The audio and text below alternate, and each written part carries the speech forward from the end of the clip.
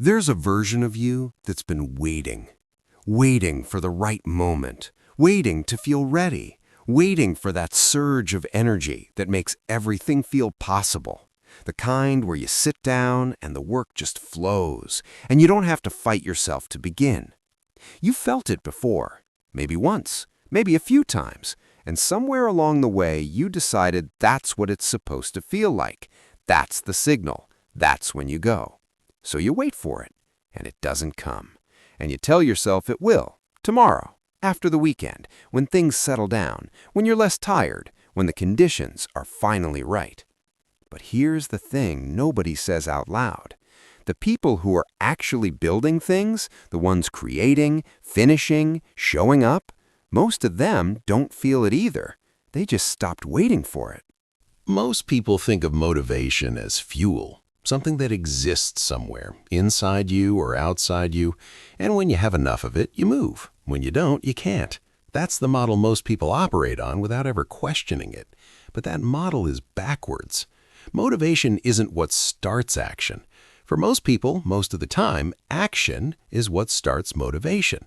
You don't feel like writing, so you don't write, so you never get into it, so you never feel like writing.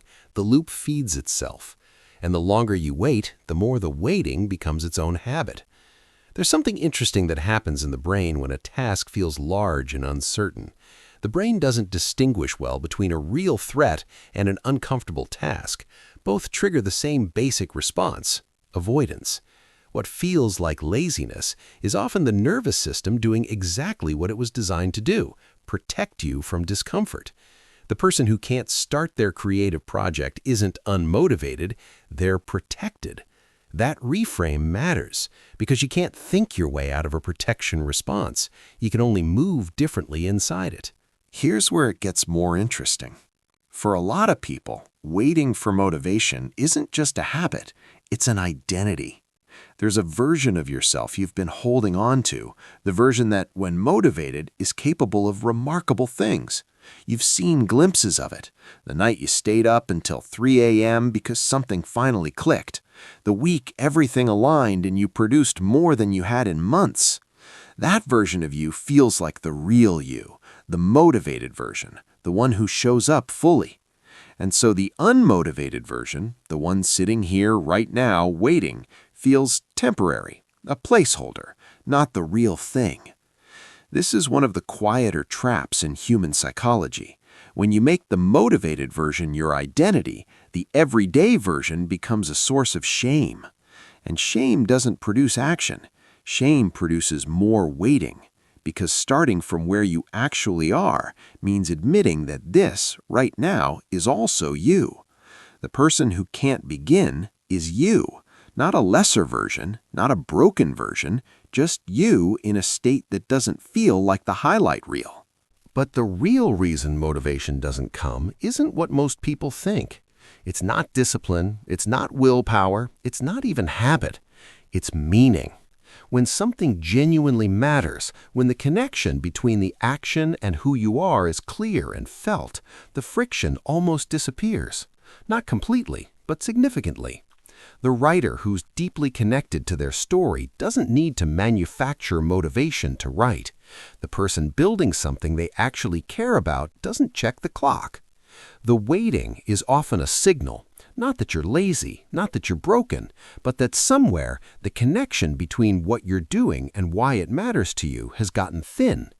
People don't lose motivation for things that feel like theirs. They lose it for things that feel borrowed. Goals inherited from expectations, from comparison, from a version of success that was never really examined. And here's the uncomfortable part of that. Sometimes what looks like procrastination is actually a quiet form of resistance, the self refusing to fully commit to a direction it doesn't believe in. That's not failure, that's information. So what actually moves people who stopped waiting? It's not a technique, it's not a system. It's something quieter. It's a shift in relationship to the work, to the discomfort, to the unglamorous version of showing up. The people who build things consistently aren't the ones who feel more motivated. They're the ones who became okay with beginning in the middle of resistance. who stopped treating the absence of motivation as a stop sign, who learned slowly, imperfectly, that the feeling they were waiting for sometimes comes after starting, not before. There's a psychological term for this: activation energy. The initial effort required to begin is almost always higher than the effort required to continue. The hardest moment is the first moment. After that, something shifts. The task becomes real instead of imagined. The brain recalibrates. The resistance doesn't disappear, but it changes texture. This is why the people who struggle most with motivation are often the ones who think about starting the most. The imagined version of the task accumulates weight that the actual task doesn't have. The gap between thinking about it and doing it is where motivation goes to die. There's one more layer here that doesn't get talked about enough. Waiting for motivation is, at its core, a search for certainty. If you feel motivated, really feel it, then starting feels justified. The outcome feels more guaranteed. The risk of failure feels smaller because you went in with everything. If it doesn't work out, at least you were fully there. But if you start without motivation and it fails, that's harder to process, because then the question becomes, what's my excuse? So the waiting isn't laziness, it's self-protection of a specific kind, protection against having tried and it not being enough. This pattern shows up most in people who care deeply about what they're doing. The person who truly doesn't care starts without hesitation. There's nothing at stake.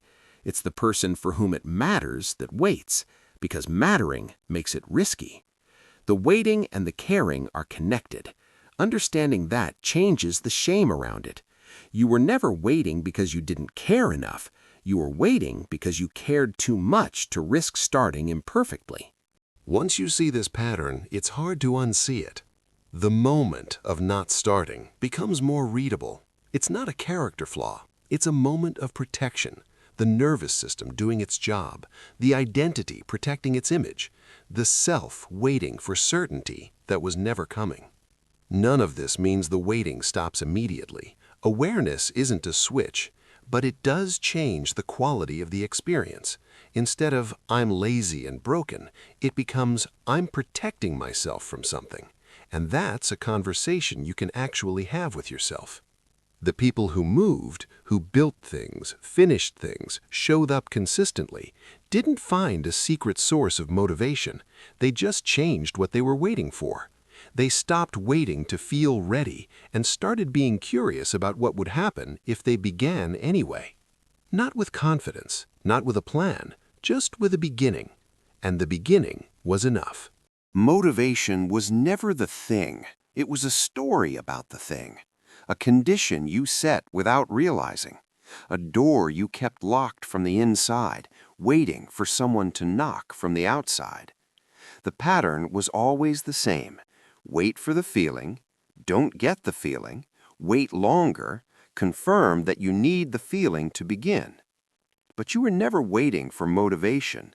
You were waiting for permission. And that's something only you were ever going to give yourself. If this explained something for you, something you recognized but hadn't quite named, there's more to explore. The patterns that shape how we move through life are rarely random, and understanding them is the beginning of everything. If this resonated, share it with someone who's been waiting a long time. They'll know exactly what you mean. And if you want to keep exploring patterns like this, subscribe. There's a new video every week. See you in the next one.